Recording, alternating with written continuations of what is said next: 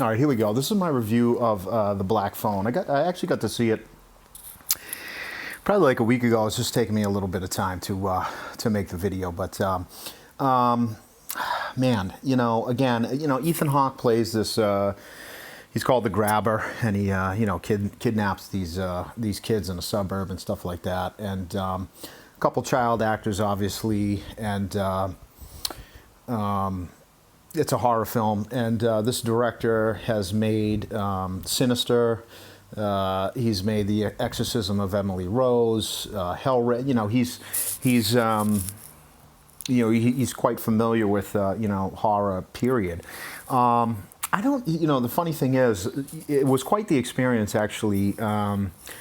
Watching this cover to cover in the theater, and certainly I'm really happy that I went to see it in the theater because in the theater you can put your phone away, you escape for 2 hours, and I feel like there's a tendency when you're at home that if you get bored or something, you need that dopamine hit, so you might check your phone for a couple seconds and then go back to the film or something like that. God forbid.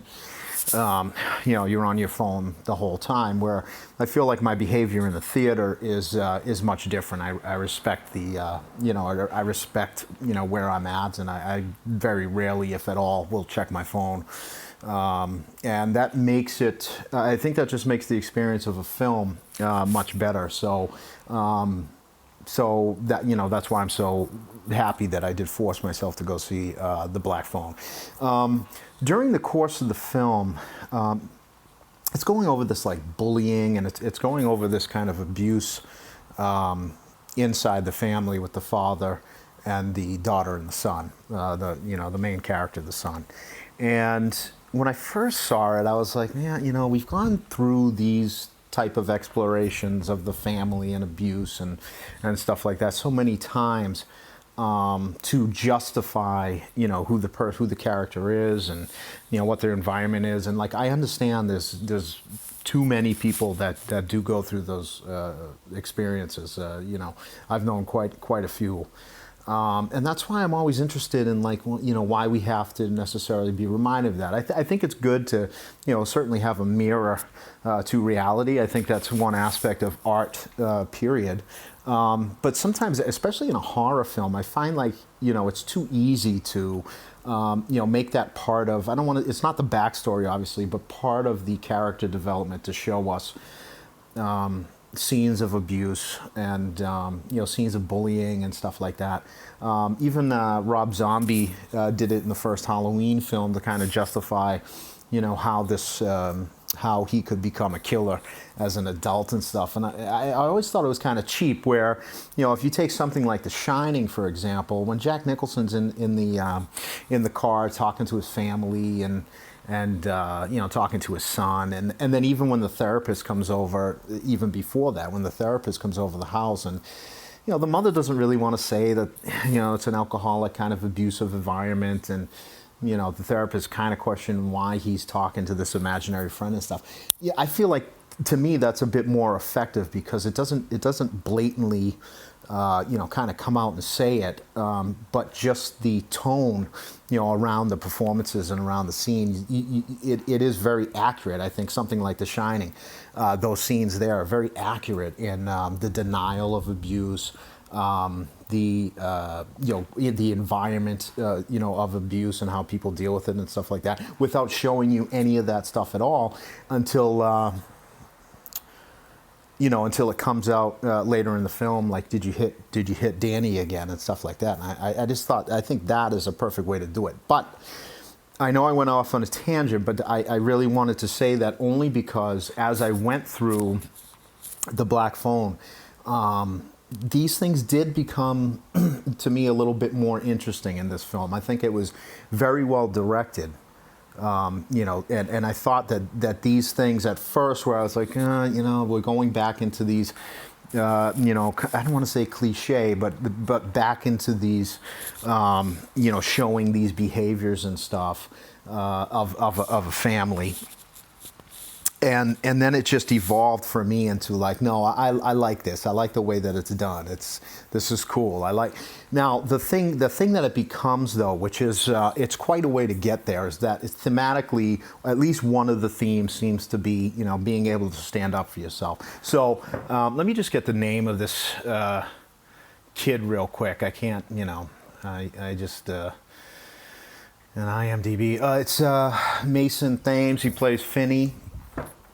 You know, one of the themes is standing up for yourself, and it's quite a story to showcase that theme. I think it's like, you know, this person is kidnapped and, you know, obviously traumatized, and you know, he's trying to, you know, figure out how to escape, and to get to just standing up for yourself. Again, it was one of those things where I was like, man, I don't know about this. But then again, it became, to me, it just became interesting because it was so well directed, and I was like, oh, maybe I'm a little behind here as far as what this person is really trying to say with this film, and you know, as far as underneath everything. So. So by the end of it, I really did. I think it was a fantastic film for sure. The Black Phone itself, you know, is woven into the story so well because, I mean, it's completely unrealistic as far as, you know, there's this phone that only, you know, a couple people can hear or whatever, and, you know, the people who have already been murdered are, you know, sharing their information, you know, with Finney, and. But it didn't take you out of the film, so it was woven in there so well. And again, these kind of like, you know, horror techniques as far as turning the camera around and then the person is there, and then it gives you a little bit of a jump scare, but it's not cheap. You know, it's not cheap at all. And I just, you know, the grabber. It became, you know, I think it's a really interesting character, and I do like exploring the suburbs that way. I've always felt, I think David Lynch does it really well. You know, when, the suburbs, I think there's always something underneath that is very dark. I mean, you know, I think it's just part of human nature, you know what I mean? So, but it looks like, you know, this kind of pretty hate machine as far as, you know, the manicured lawns, and, you know, the DPW taking care of all the baseball fields and everything, and you know, so it's not that it looks pristine, because I think if you look deeper, there's always some kind of like economic disparity within a suburb that's very strange if you really put a microscope under it. But for the most part, the presentation of a suburb is, you know, well manicured, and houses and schools. And I think it was able to kind of get underneath, you know, that very well.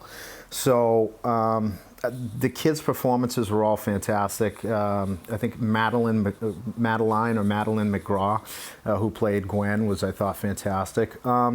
Jeremy Davies, I thought he was good. I was trying to figure out what he was, you know, really trying to do with his performance or whatever, as far as the ideas were concerned, but. You know, as far as you know, getting those themes across, and you know, making sure that he was part of the story, I thought he was fine. Ethan Hawke is obviously awesome. I like him in everything, and you know, obviously, and I do like, you know, how the mask always changes, and I did like, you know, it feels like it's an exploration of abuse as well, because. You know, the most effective part of the movie for me was when Ethan Hawke is upstairs and he's just kind of waiting for Finney to come upstairs so that he could beat the shit out of him, and then he'd go to what would be considered, I guess, the third stage of this whole thing, which would be the murder, I guess. You know, there's certainly something eerie about that. There was something eerie about the brother was living with them the whole time and didn't even know, so that was cool. I mean, it's a serial killer film, you know. I think that's just, it's not you know. I feel like The Shining is a monster film. It's a monster movie, you know. I think this is really just is a serial killer film, and done very, very, very well. I would like to give this an 8.1.